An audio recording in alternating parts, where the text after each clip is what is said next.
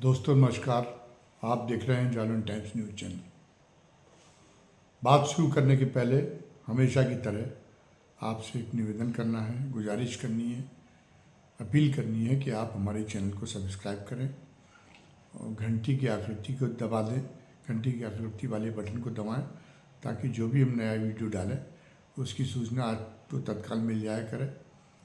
आप हमारे चैनल को लाइक करें और हमारे जो कमेंट बॉक्स में कमेंट भी ज़रूर लिखें, क्योंकि हम आपकी कमेंट हमें बहुत प्रेरित करती है, बड़ी नसीहत देते हैं। अगर हम कुछ ऐसा कर रहे हैं जो आपको पसंद नहीं आ रहा तो हमें सुधारने की प्रेरणा मिलती है अपने आप को, और अगर आप हमें शाबाशी देते हैं तो हमारा मनोबल बढ़ता है, उत्साहवर्धन होता है और हम और ज़्यादा गति के साथ में और बेहतर जो है एपिसोड बनाने के लिए प्रेरित होते हैं। आज चर्चा करनी है मध्य प्रदेश की स्थिति की। मध्य प्रदेश, राजस्थान और छत्तीसगढ़ में बीजेपी ने नए प्रयोग किए हैं मुख्यमंत्री बनाने के। और एक जब सफल व्यक्ति, ये सफल संगठन का किसी का मूल्यांकन होता है तो वो कैसा भी आड़ा तिरछा कैसा भी चले, लेकिन उसमें सब में दलीलें ढूंढी जाती कि ये उसका, देखिए ये उसने बहुत बड़ा उसका परिचय दिया सूझबूझ का, ये उसका हुनर है, ये उसकी लियाकत है, तमाम सारे विशेषण चले जाते हैं। लेकिन ज़्यादातर जितने नए मुख्यमंत्री बनाए हैं भारतीय जनता पार्टी ने इस बार और दिग्गजों के बीच में, तो वो एक मोहम्मद तुगल की नीति का भी एक उदाहरण बन सकते हैं आगे चल के। अब आप का सिक्का बुलंद है तो आप कुछ भी कर लीजिए, लेकिन उसके पीछे औचित्य को तलाशना, दलील को तलाशना बड़ा मुश्किल। मध्य प्रदेश में डॉक्टर मोहन यादव को बना दिया गया। डॉक्टर मोहन यादव 2 बार विधायक रहे। पिछली शिवराज सिंह की सरकार में उच्च शिक्षा मंत्री भी थे, कैबिनेट स्तर का उनको कैबिनेट का दर्जा प्राप्त था। लेकिन मोहन यादव के बारे में कोई कुछ सोच भी नहीं सकता था कि वो मुख्यमंत्री बन सकते हो। कोई क्या, खुद मोहन यादव नहीं सोच सकते थे कि वो मुख्यमंत्री बन सकते। तो इसलिए अपने आप को जब एक आवास मिल जाता, वो नेता अपने आप को तैयार करते। तैयार होने में, इतने बड़े प्रदेश को चलाने में, एक समय जब छत्तीसगढ़ अलग नहीं हुआ था तब तो सबसे बड़ा प्रदेश वही था, और अभी भी वो बहुत बड़ा प्रदेश है। राजस्थान के बाद उसी का नंबर आता मध्य प्रदेश का। तो एक इतने बड़े प्रदेश को समझने के लिए जब उनकी अभी महत्वाकांक्षा ही उनके अंदर नहीं पनपी थी, वो आवाज़ ही नहीं कर पाते कि मुझे भी मुख्यमंत्री बनाने का मौका मिलेगा, तो आपने उनको अचानक से मुख्यमंत्री बना दिया, केवल ये दिखाने के लिए कि हमारी कितनी हनक है, हम कुछ भी खिलवाड़ कर सकते, इतने बड़े शक्तिमान बन चुके। ये तो एक उचित नहीं कहा जा सकता। और राजस्थान में तो भजन लाल शर्मा को जो मुख्यमंत्री बनाया, उसमें तो इससे भी बुरा काम किया है। भजन लाल शर्मा तो पहली बार के विधायक ही, राजस्थान भी पूरा उन्होंने अब अच्छी तरह घूमा भी नहीं होगा राजस्थान को। और कैसे चलेगा प्रदेश जब तक वो अपने आप को समझ पाएंगे स्थितियों को, तब तक एक कार्यकाल पूरा हो जाएगा। और इसका सफ़र किसको करेगा, इसका न तो भारतीय जनता पार्टी के उच्च नेतृत्व को सफ़र करना पड़ेगा, न भारतीय जनता पार्टी के संगठन के नेताओं को इससे कुछ नुकसान होगा। जो अगर भोगेगी तो मध्य प्रदेश की और राजस्थान की जनता भोगी, जो 5 वर्ष का प्रशिक्षण का कार्यकाल पूरा होगा। और उसके बाद में अगर आपकी यही नीति है, आप अचानक आपको यही दिखाना है कि नहीं हम शक्तिमान हैं, कुछ भी बदल सकते, कुछ भी कर सकते, तो हो सकता है कि अगली बार आप इन्हें भी बेपटरी कर दें और नए चेहरे को लेके आ जाए। लेकिन ये एक अच्छा नहीं कहा जा सकता। तो मध्य प्रदेश में समस्या शुरू हो गई। मध्य प्रदेश में 28 मंत्रियों का पहला मंत्रिमंडल का गठन हुआ, 28 मंत्रियों को शपथ दिलाई गई। तो अब वो जो दिलाई गई उसमें शिवराज की कैबिनेट के 10 मंत्री हैं वो छूट गए। वो सब एक से एक बढ़ के कद्दावर लोग हैं। उनमें एक गोपाल भार्गव भी है जो अपने आप को ये समझते थे 7वीं बार के विधायक, और विशाल मार्जिन से 70,000 वोटों से वो अपने निर्वाचन क्षेत्र में जीते। कोई कारण नहीं था कि उनको मंत्री न बनाया जाए। वो तो ये उम्मीद संजोई हुए थे कि अगर शिवराज सिंह को केंद्र में ले जाया जाएगा तो मुझे मुख्यमंत्री बनने का अवसर दिया जाएगा। लेकिन वो भौचक है, उन्हें तो मंत्री बनने का अवसर भी नहीं मिला।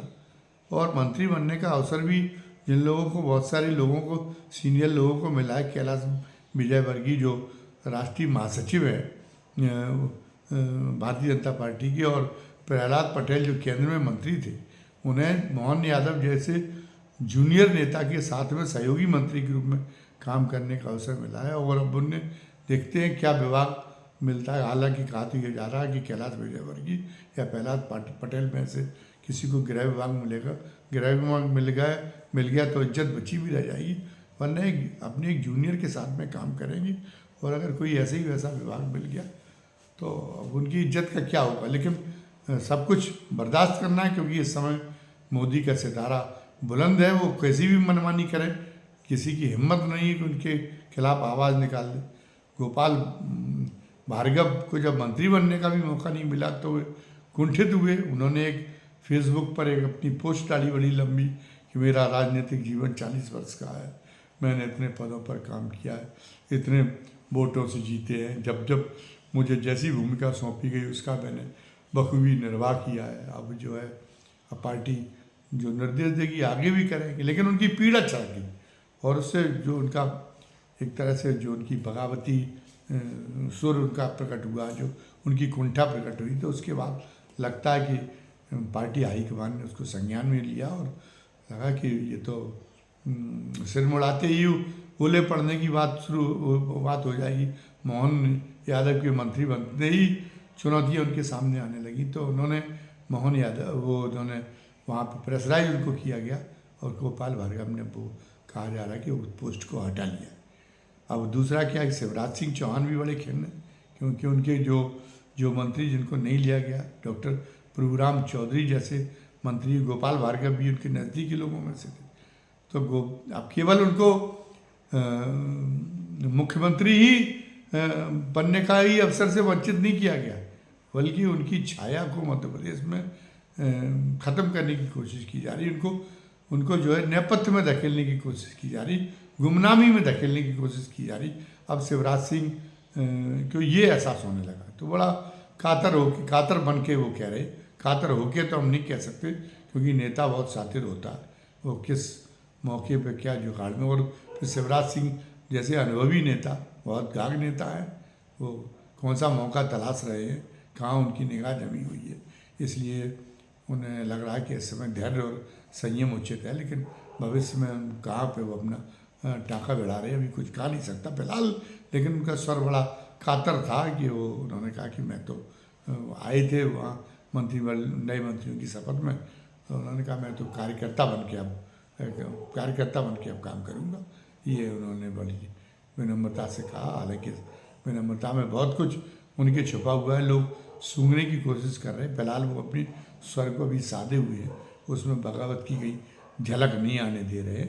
और अभी भी उनका ये तो है नहीं कि उन्होंने समझ लिया हो, अवसर समाप्त हो गया है। जिस तरीके से मोदी जी जब प्रधानमंत्री बनने के बाद में संचालन किया है कई मामलों में, उनसे संघ भी दुखी हुआ है। वो संघ का भी उतना ज़्यादा अदब नहीं करते, वो किसी भी परामर्श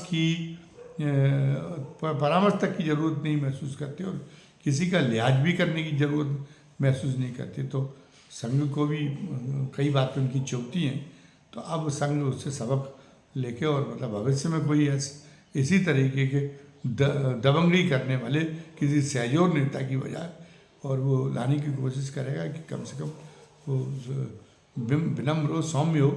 तो शिवराज सिंह को लगता है कि नाम भले ही अमित शाह का चल रहा हो, योगी आदित्यनाथ का चल रहा हो, लेकिन हो सकता है कि संघ की दया दृष्टि में मेरे संयम के गुणों की वजह से मेरे ऊपर हो जाए, मेरी भाषा तल्ख नहीं होती, तो इसलिए हो सकती है। और सीनियरिटी में तो पर्याप्त हो ही गए। और जिन दिनों भारतीय जनता पार्टी के दुर्दिन थे, उन दिनों उन्होंने मध्य प्रदेश में भारतीय जनता पार्टी को संभाले रखा और 18 साल मुख्यमंत्री पद उन्होंने चला लिया। तो वो समझते हैं कि वो नरेंद्र मोदी तक का रिकॉर्ड तोड़ दिया, इसलिए बहुत सदे हुए हैं वो। अभी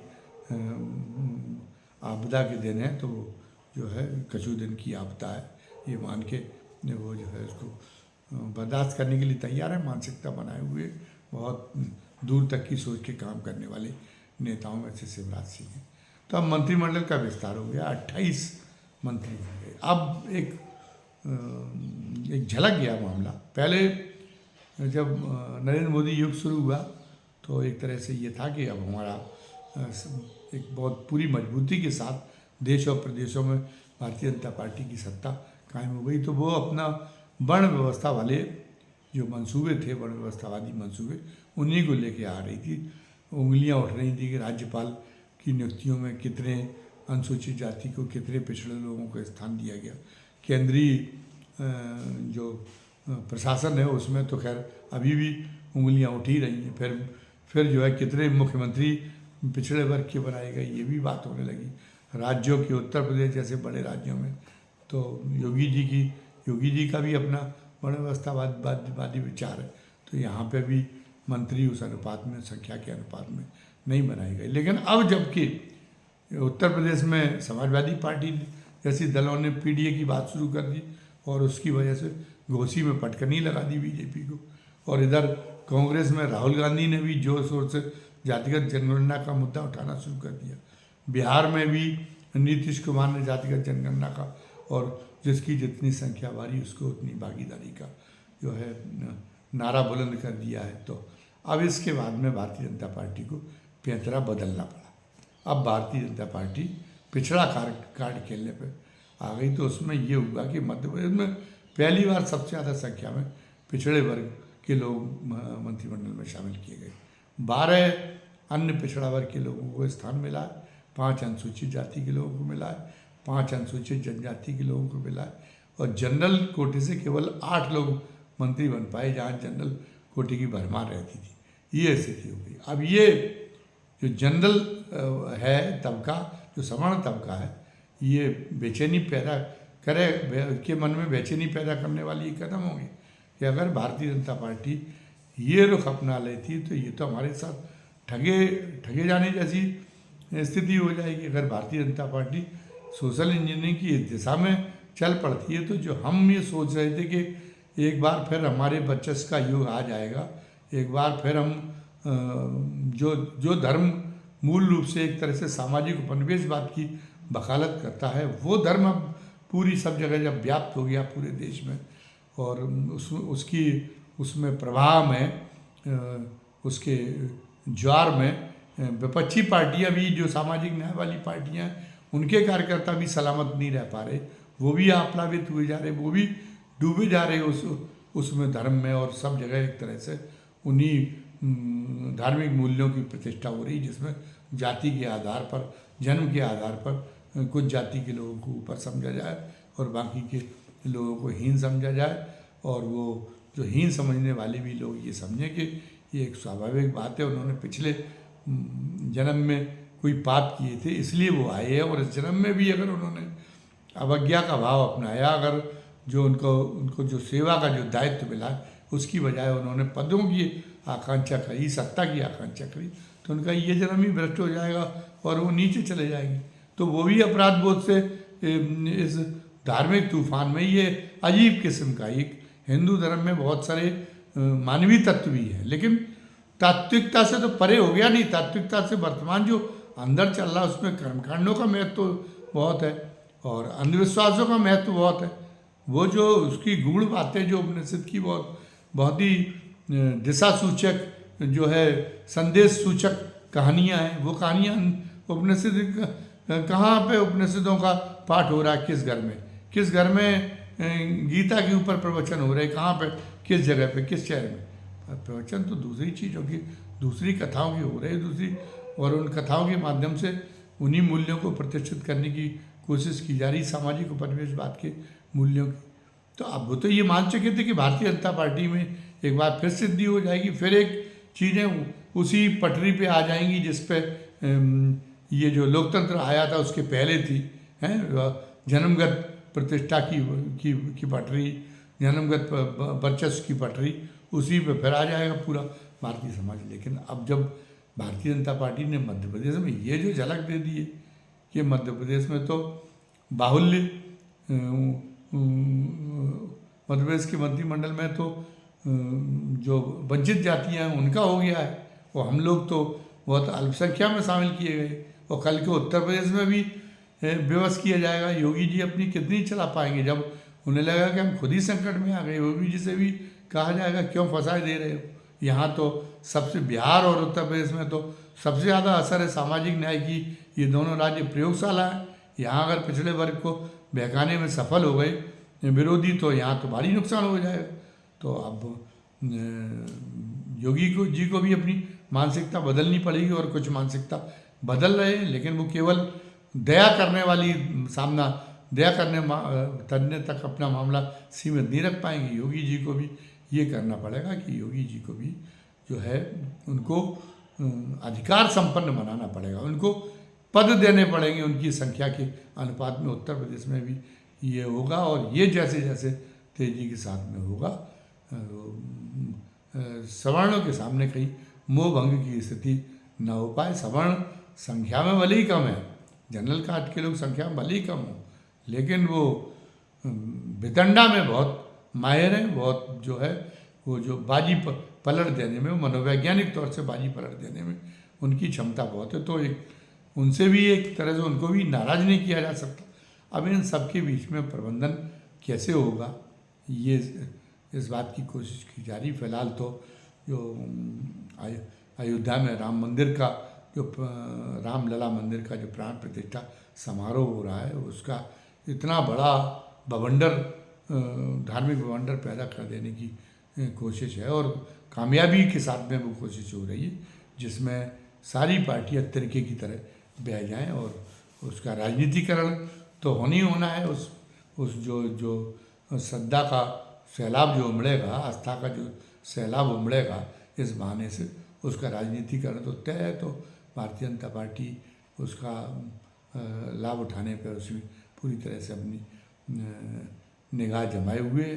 तो उसमें और विपक्ष उसके मुकाबले में कोई प्रभावी काट सोच नहीं पा रहा। लेकिन मध्य प्रदेश से ये जो शुरुआत हुई है भारतीय जनता पार्टी की सामाजिक न्याय की राजनीति की, और मध्य प्रदेश में हलचल जो शुरू हो गई, जो उनकी रिपोर्ट सामने आई, और जिस तरीके से गोपाल भार्गव की रिपोर्ट सामने आई, और उनने कह दिया कि मैं कार्यकर्ता ही अब रह गया हूँ, तो उसमें जो उनकी कहीं ना कहीं झलका के पता नहीं क्या किस ढंग की मंशा है। इसलिए आज उनको मोहन भार्गव आज सुबह से वही सलाम बोलने के लिए गए हैं शिवराज सिंह चौहान के प्रति। लेकिन अब मुख्यमंत्री जूनियर है, और मंत्री कुछ तो जो बनाए गए वो तो सीनियर हैं ही, प्रहलाद पटेल और राकेश सिंह और कैलाश विजयवर्गीय इस ढंग के तो नहीं।